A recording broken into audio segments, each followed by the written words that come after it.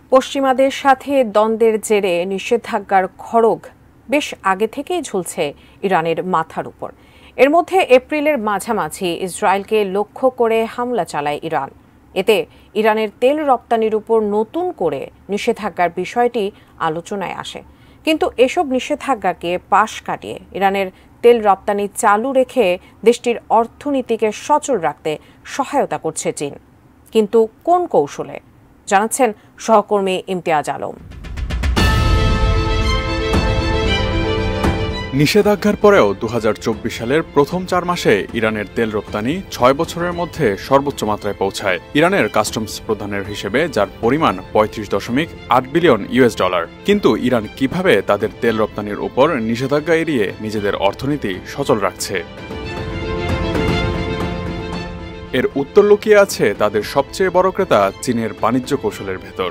ইরানের মোট তেল রপ্তানির ৮০% যায় চীনে। ইউএস হাউস ফাইন্যান্সিয়াল সার্ভিস কমিটির এক রিপোর্ট অনুযায়ী প্রতিদিন ইরান প্রায় ১.৫ মিলিয়ন ব্যারেল তেল চীনে রপ্তানি করে থাকে। বিবিসির এক বিশ্লেষণী প্রতিবেদনে উঠে এসেছে নিষেধাজ্ঞাকে পাশ কাটিয়ে কিভাবে ইরানের অর্থনীতির চালিকা শক্তিকে সচল রাখতে সহায়তা করছে চীন। ইরানের সাথে বাণিজ্যের ঝুঁকি আছে জেনেও চীন কেন ইরান থেকে তেল কিনছে? কারণটা খুবই সহজ। ইরানের তেল মানে ভালো আর দামে সস্তা। আন্তর্জাতিক অস্থিরতার কারণে বিশ্ববাজারে তেলের দাম বেড়েই চলেছে, কিন্তু নিষেধাজ্ঞায় থাকা ইরান অন্যদের চেয়ে কম দামে তেল অফার করে থাকছে। চীন ঠিক কী কৌশল ব্যবহার করে ইরানকে নিষেধাজ্ঞা মোকাবিলায় সাহায্য করছে? চাইনিজ টিপট কৌশল। এই বাণিজ্য কৌশলের প্রধান উপকরণ হল চাইনিজ ছোট স্বাধীন রিফাইনারিজের মাধ্যমে তেল পরিশোধন করা। টিপট আসলে এই ইন্ডাস্ট্রির দেয়া একটি টার্ম।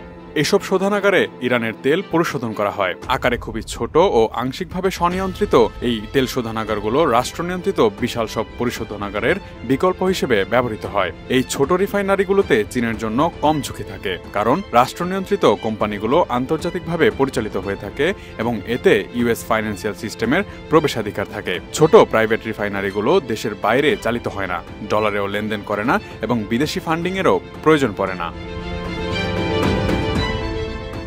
সানবিট সব দিবে সামাল। সানবিট ম্যাজিক প্রেস ডিশওয়াশিং এর মাথা ঘোরানো সলিউশন। ডার্ক ফ্লিটস কৌশল। তেল উৎপাদন করলেই হবে না, তা পরিবহনও করতে হবে।